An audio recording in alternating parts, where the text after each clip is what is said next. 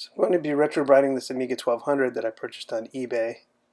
You can see that it's pretty yellow and there's a lot of shadowing, so it was facing one direction of sunlight for a long time. You can see the difference between the trapdoor and the case is pretty substantial, and you can see the white shadows where the sunlight wasn't heating the case. So the heat was what causes the yellowing, not necessarily the sunlight. But the sun heats the case, and however the sun was hitting the computer is where it heated up and turned yellow. So here you can see from the side just how yellowed it is, and it appears to come from that corner. There's, probably sitting on a desk, and the window was just hitting, sunlight was hitting this corner, and so you can see it just yellowed really unevenly, and that makes it a little bit more of a challenge. You can't just retrobrite the whole machine in one go because it'll end up overexposed on one side and the other side will still be yellow.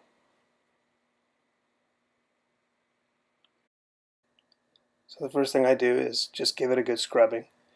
We want to get any oils off so that the hydrogen peroxide can make contact with the case. If you have greasy fingerprints or dirt, you'll get uneven lightening.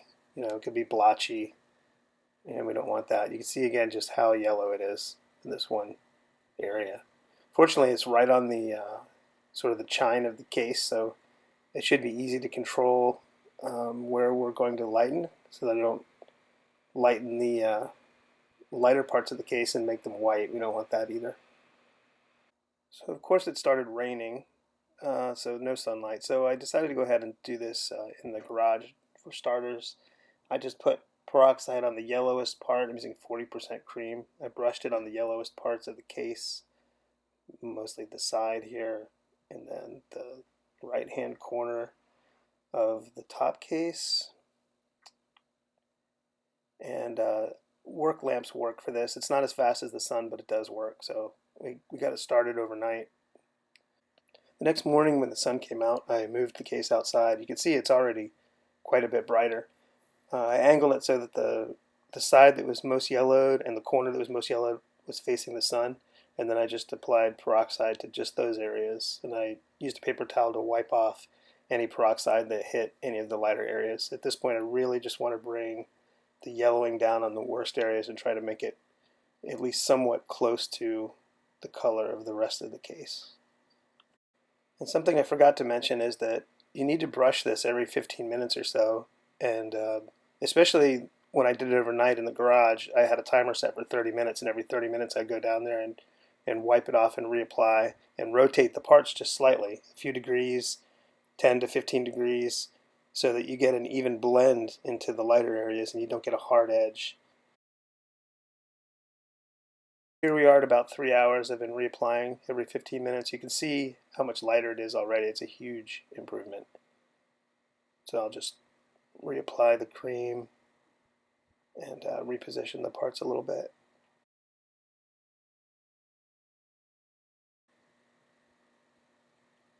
I just really only want to get the areas that are yellow here.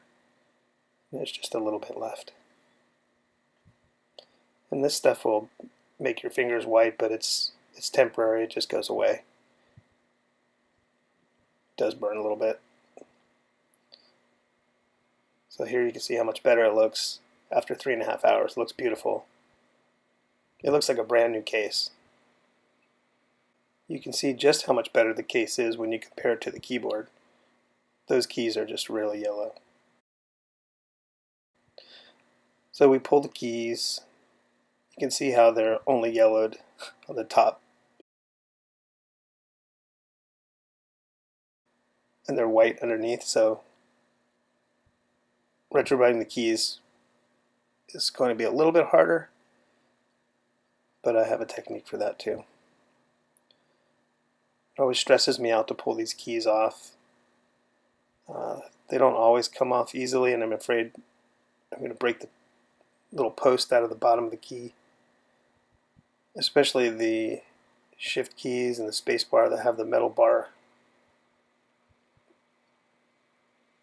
I'm just always afraid I'll break the tab off the keyboard, and With the Amiga, it's a little easier to find replacements, but with something like the Commodore 128D, if you break those tabs off that keyboard tray, that's a problem. So it's dark and rainy outside, and we're doing them inside again. So I've put the keys on a tray, and I've tried to get them all right side up. They're not all right side up, but I tried to get the yellowest parts to be facing the lights. And I tried to spread them apart so that the shadows of the other keys won't land on the key next to it. I'm still sort of moving them around at this point, but you can see the little triangular shadows. I try not to let those touch the other keys. And we'll just, same thing, we'll reapply every 15 minutes, really 30 minutes if I'm using the light because the light isn't effective as the sun. So every 30 minutes I'll come down here and I'll hold them down with a glove and brush them with peroxide again, and I'll rotate the whole tray about 10 to 15 degrees back and forth to try to even out the retrobriting. This was the most tedious process. And I followed this up with another 2 hours in the sun the next morning. And so now I'm putting the keys back on. It's important to stop early when you're retrobriting the keys because if you go too far, they really look terrible, especially the gray keys.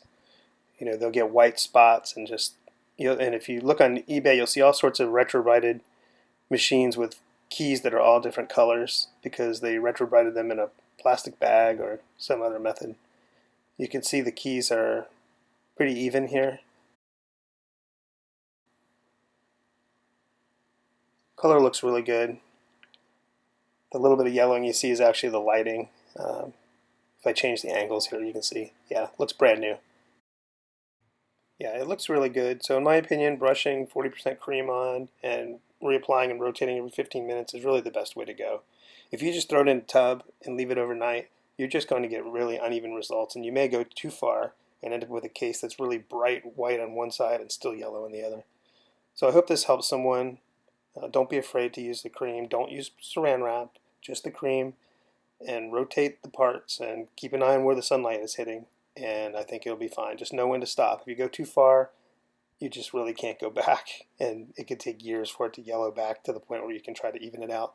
I made that mistake with my 128D keyboard, so I'm looking forward to the day that it's yellow enough for me to lighten it up again and even it out. Anyway, hope you enjoyed this video.